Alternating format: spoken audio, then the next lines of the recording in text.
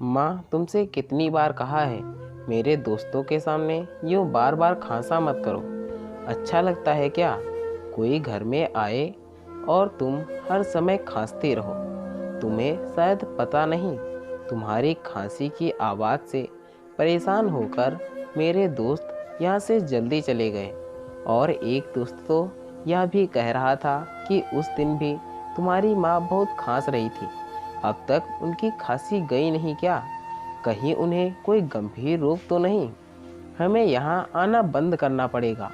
और मयंक, तेरे परिवार का ध्यान रख, वरना कहीं इनकी वजह से तेरे परिवार को कुछ रोग ना हो जाए। माँ, आप अपने कमरे से ज़्यादा बाहर मत निकला कीजिए।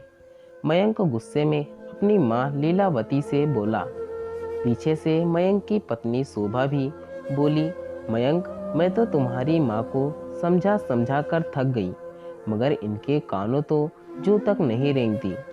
पूरे घर में यूं ही खांसते खांसते घूमते रहती हैं। इन्हें तो इतना भी नहीं पता कि मुंह पर हाथ रखकर खांसी करनी चाहिए। घर में दो छोटे बच्चे हैं, कम से कम इनके बारे में ही सोच लेती, मगर नहीं, इन्हें अपने कमरे में एक जगह बैठा ही नहीं जाता। लीलावती जी बोली, तुम दोनों के पास ना तो मेरे लिए समय है और ना मेरे लिए पैसे हैं। घर के इलाज कर कर के मैं थक गई हूँ, मगर खांसी में कोई फर्क नहीं पड़ा। फिर भी तुम लोग मुझे अस्पताल लेकर नहीं जाते, उल्टा कहते हो कि खांसी मत करो। भला खांसी कोई जानबूझकर खांसता है क्या? कितनी बार कहा मुझे डॉक्टर को दिखाओ, मगर तुम दोनों को अब इस बुढ़िया की फिक्र कहाँ है? सुबह हाथ जोड़कर बोली, माँ, आप अपने कमरे से बाहर मत निकला कीजिए, बस इतनी मेहरबानी कीजिए। हाँ, नहीं है हमारे पास आपके लिए पैसे। मेरे भी दो बच्चे हैं, उनकी जिम्मेदारियां पूरी करें या आपके पीछे पैसे लुटाएं? आपको तो बस बैठे बैठे मुफ्त की रोटी तोड़नी आती है, काम की ना काज की, दुश्मन अनाज की। लीलावती जी बोली, बहू, अब तक तो सारे घर का काम तुम मुझसे ही करवाती आई हो। तुमने तो सिर्फ बच्चे बड़े करने में अपनी उम्र बिताई है, मगर मैंने इस मकान को घर बनाने में अपनी उम्र बिताई है। घर का एक एक कोना सजाया है मैंने, घर की साफ सफाई से लेकर रसोई भी संभालती आई हूँ। मगर आज जब इतने दिनों से यह बुढ़िया खांसे जा रही है, तो किसी को रत्ती भर भी फिक्र नहीं है मेरी। मयंक बोला, माँ, सुबह बिल्कुल सही कह रही है। अब आपकी उम्र हो चली है, मगर मेरे बच्चों के सामने तो उनका पूरा भविष्य पड़ा है। आपको तो अब भगवान उठा भी ले तो कोई बात नहीं। लीलावती जी बोली, वाह बेटा, अच्छा सिला दिया है तूने मेरी ममता का। अच्छा हुआ तेरे बाबूजी मुझसे पहले ही इस दुनिया से चले गए, वरना अगर आज वह यह सुनते तो जीते जी मर जाते। हमने तब तुझे पाल पोस कर कभी तेरे दादा दादी को नज़रअंदाज नहीं किया, क्योंकि तेरे आने से उनकी अहमियत कम नहीं हो गई थी। माना, इंसान पर अपने बड़ों और अपने छोटों का दोनों का भार होता है, मगर इसका अर्थ कदापि यह भी नहीं कि वह बुढ़ों को मरने के लिए छोड़ दे। मगर आज तूने यह सब कहकर यह साबित कर दिया कि तुझे और बहू को मेरी बिल्कुल परवाह नहीं है। लीलावती जी अपने कमरे में जाकर रो पड़ी। भला कोई बेटा अपनी माँ को ऐसे कड़वे शब्द कैसे बोल सकता है? अभी 4 दिन पहले की ही तो बात है, जब लीलावती जी अचानक सीमा के कमरे में पहुंच गई थी। तब अचानक लीलावती जी को देख शोभा के हाथों से हड़बड़ाहट में सोने की चैन का डिब्बा गिर गया, जिस पर लिखा था, हैप्पी बर्थडे शोभा, यह गिफ्ट तुम्हारे प्यारे पति की तरफ से। शोभा ने फटाफट गिफ्ट उठाया और अलमारी में रख दिया और सकपकाकर बोली, माँ जी, आप क्यों मेरे कमरे में आ गई? क्या काम था? मुझे बाहर ही बुला लिया होता।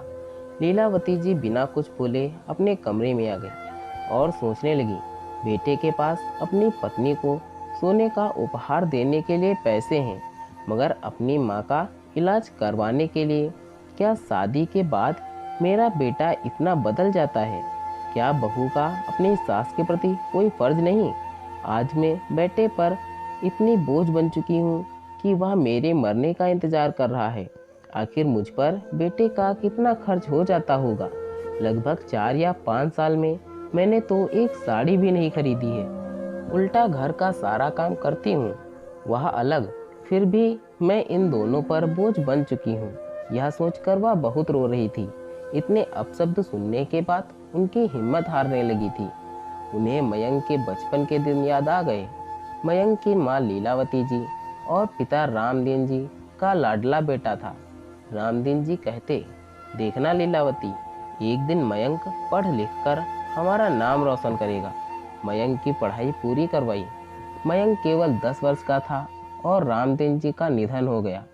मगर लीलावती जी ने सिलाई कढ़ाई का काम कर आगे चलकर मयंक का पढ़ाई में मन नहीं लगता था। उसने जैसे तैसे पढ़ाई तो पूरी कर ली, मगर नौकरी नहीं की और खुद का व्यवसाय खोला। लीलावती जी ने मयंक की शादी करवा दी, काम छूना तक छोड़ दिया। घर के सारे काम की जिम्मेदारी उसने लीलावती जी के कंधों पर डाल दी। लीलावती जी के कुछ भी कहने पर सुबह बात का बतंगड़ बना देती और मयंक के कान भर देती। शुरुआती दिनों में तो सब सही चल रहा था, मगर धीरे धीरे बहू शोभा ने अपने असली रंग दिखाना शुरू कर दिया। 2 बच्चों के जन्म के बाद उसने घर के काम करना तो दूर, धीरे धीरे मयंक भी शोभा के रंग में रंगने लगा और लीलावती जी को जो मुंह में आता वह बकने लगा। लीलावती जी तो बहुत पहले से ही अकेली हो चुकी थी, मगर आज इतने कड़वे शब्द उनसे सहन नहीं हो रहे थे।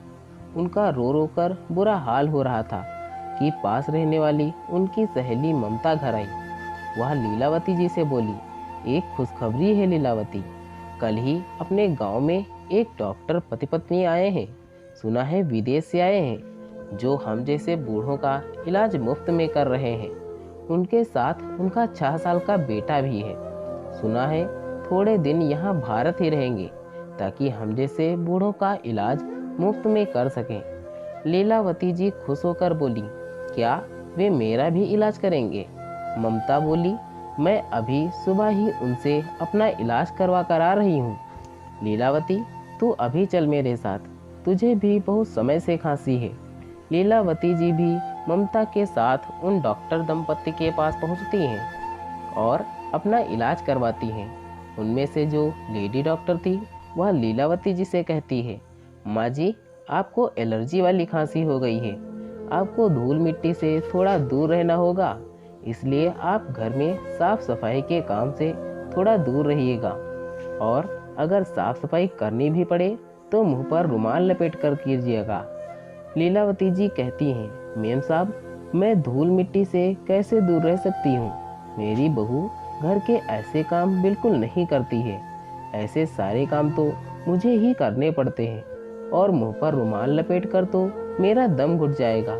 डॉक्टर साहिबा बोली, लीलावती जी, आपको इस उम्र में बहू के होते हुए भी यह सब कामों में थोड़ा दूर रहना चाहिए। अब देखिए आपको कितनी ज़्यादा खांसी हो गई है, जो रुक ही नहीं रही। फिलहाल मैंने आपको दवाइयाँ दे दी हैं। अगर आपको 1 हफ्ता रोज यूं ही मेरे पास आना पड़ेगा, ताकि मैं आप में हो रहे बदलावों को देख पाऊँ। आप शायद जानती नहीं, 1 महीने से ऊपर की खांसी जानलेवा भी हो सकती है। लीलावती जी बोली, डॉक्टर साहिबा, वैसे भी जान की किसको पड़ी है? मेरी जान अगर चली भी गई तो मेरी परवाह करने वाला इस दुनिया में है ही कौन? खांस खांस कर बुरा हाल हो गया था, इसलिए आ गई इलाज करवाने, वरना अपने आप से लगाव तो कब का खत्म हो चुका है। लेडी डॉक्टर को लीलावती जी की बातों से आभास हो चला कि वे बहुत दुखी हैं। लीलावती जी अब रोज उनके पास जाने लगी। बातों बातों में पता चला कि उन डॉक्टर साहिबा का नाम स्नेहा है और वे दोनों पति पत्नी यहाँ गांव में थोड़े दिन समाज सेवा करके वापस अमेरिका लौट जाएंगे। लीलावती जी की स्नेहा से अच्छी दोस्ती हो गई थी। उनकी खांसी में भी आराम पड़ गया। स्नेहा प्यार से लीलावती जी को बा नाम से संबोधित करती। लीलावती जी डॉक्टर स्नेहा के बेटे समर को भी खूब प्यार करती और कभी कभी उसके लिए घर से कुछ कुछ पकवान बनाकर भी लाती, जो समर को बहुत पसंद आते। लीलावती जी ने भी डॉक्टर स्नेहा को सब कुछ बता दिया था कि उनके बेटे बहू उनसे कैसा व्यवहार करते हैं। लीलावती जी बोली, स्नेहा जी, यदि आप ना होती तो मैं शायद एक कमरे में हमेशा के लिए बंद हो जाती, क्योंकि मेरे पास बिल्कुल पैसे नहीं हैं और मेरे बेटा बहू तो मुझ पर चवन्नी भी खर्च नहीं करना चाहते। स्नेहा बोली, माँ जी, ऐसे बेटे बहू को तो आपको सबक जरूर सिखाना चाहिए। लीलावती जी बोली, बेटा, अब इस उम्र में मैं क्या सबक सिखा पाऊंगी। स्नेहा बोली, माँ जी, आज की दुनिया में सभी को आत्मनिर्भर होना बहुत जरूरी है, ताकि वह किसी पर निर्भर ना रहे। और ऐसे बेटे बहू को भी यह दिखा देना चाहिए कि वे अपने माँ बाप को कभी कमज़ोर समझने की गलती ना करें। लीलावती जी को स्नेहा की यह बात बिल्कुल सही लगी। स्नेहा लीलावती जी के जाने के बाद सोचने लगी, काश मैं बाकी कुछ मदद कर पाती। मगर समर लीलावती जी के साथ बहुत घुल मिल गया था। यह देखकर स्नेहा लीलावती जी से हमेशा के लिए अपने साथ अमेरिका चलने के लिए कहा। स्नेहा बोली, माँ जी, हम दोनों दंपत्ति का तो अस्पताल में ही पूरा दिन बीत जाता है।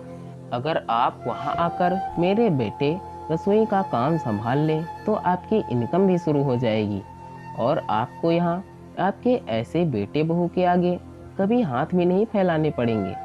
लीलावती जी पहले तो सोच में डूब गई, क्योंकि उन्होंने इस घर को अपने 60 साल दे दिए थे, मगर फिर भी बेटा बहू उनके नहीं हो पाए थे। वैसे भी ऐसे बेटे बहू के साथ रहकर अपना सम्मान खोने से बेहतर यही था कि डॉक्टर साहिबा के साथ जाकर आत्मसम्मान की रोटी खाना। लीलावती जी ने तुरंत हामी भर दी। लीलावती जी भी अब सम्मान की रोटी खाना चाहती थी। स्नेहा ने तुरंत उनका पासपोर्ट बनवाने की तैयारी शुरू कर दी। स्नेहा ने लीलावती जी में एक आस जगाई थी, जिससे लीलावती जी बहुत खुश थी। स्नेहा के पति रमन वापस अमेरिका जा चुके थे। स्नेहा लीलावती जी को साथ लेकर जाना चाहती थी, बस पासपोर्ट बनने का इंतजार हो रहा था। थोड़े समय में सारी प्रक्रिया खत्म हो गई और लीलावती जी हमेशा के लिए स्नेहा के साथ यहाँ अमेरिका चली गई। शोभा बोली, अच्छा हुआ बला टली, वैसे भी बुढ़िया यहाँ मुफ्त की रोटी तोड़ती थी। लीलावती जी अमेरिका जाकर वहाँ रच बस गई। पूरे दिन समर और रसोई संभालती और बदले में पैसे और सम्मान दोनों पाती। लीलावती जी के खुद के बेटे बहू ने कभी उसकी खबर तक नहीं ली, मगर यहाँ दोनों डॉक्टर पति पत्नी ने लीलावती जी को माँ की तरह सम्मान दिया। स्नेहा ने लीलावती जी को अपनी माँ जैसा प्यार दिया। यहाँ आकर लीलावती जी ने भी कभी अपने स्वार्थी बेटे और बहू को याद नहीं किया। लगभग 15 वर्ष बीत गए। लीलावती जी को अमेरिका में कि एक दिन अचानक उनके बेटे मयंक का उन पर फोन आया और वह रोते हुए बोला, माँ, तुम्हारी बहू शोभा को ब्लड कैंसर हो गया है और मैं बहुत मुसीबत में हूँ।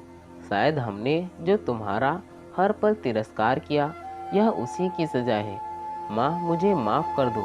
लीलावती जी इतने सालों बाद बेटे की आवाज़ सुनकर कुछ देर तो कुछ बोले ही नहीं, मगर माँ कब तक अपने बेटे से नाराज़ रह सकती है।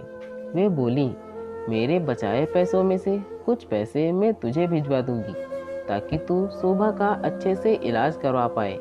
मयंक बोला, माँ, बहुत मेहरबानी होगी आपकी। लीलावती जी फ़ोन रखकर सोचने लगी। इतने सालों बाद बेटे का फ़ोन आया, वह भी ज़रूरत के लिए।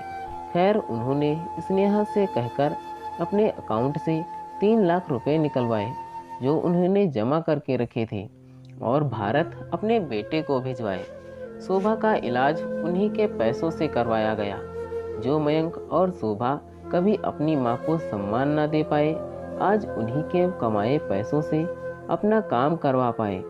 लीलावती जी यहाँ अमेरिका में बहुत खुश थी, क्योंकि वह आत्मसम्मान की रोटी जो खाती थी, न कि बेटे बहू के टुकड़ों पर पल रही थी। उन्होंने कभी नहीं सोचा था कि जिंदगी उन्हें नया मौका देगी। वे तो यही सोचकर हिम्मत हार गई थी कि शायद अब पूरी जिंदगी बेटे बहू के ताने सुनने पड़ेंगे, मगर भगवान ने उन्हें फिर से नया मौका दे दिया था, नई जिंदगी दी थी, जो वे आत्मसम्मान के साथ गुजर बसर कर रही थीं। दोस्तों, हमें अपने घर के बूढ़ों और बुजुर्गों का बहुत सम्मान करना चाहिए, न कि उन्हें इतना मजबूर कर देना चाहिए कि उनका प्यार हमारे प्रति हमेशा के लिए खत्म हो जाए।